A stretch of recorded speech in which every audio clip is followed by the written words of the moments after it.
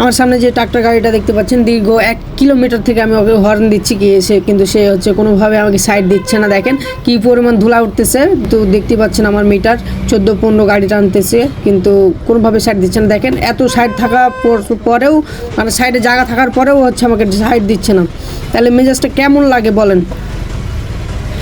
1 kilometre পার করে চলে আসলাম, কিন্তু এখন পর্যন্ত সাইড দেয়নি। এখন এই যে একটু সাইড পাইছি, এখন কি করব আমি? এই যে ধুলা দেখেন, এত পরিমাণ ধুলা খাওয়াবো আমি ওকে যে বলার বাইরে। আমি হয়তো বা আপনাদের পিছনে ঘুরতে পারছি না, দেখানোর চেষ্টা করবো, বাট পারলাম না। দেখেন আমার গ্লাসে দেখেন, একটু হলে বুঝতে পারবেন যে কী পরিমাণ ধুলা উঠতেছে। মানে এতক্ষণ যে আমাকে ধুলাটা খাওয়াইলো, আমি লাস্টে 10 সেকেন্ডে আমি ওকে খাওয়াই দিলাম।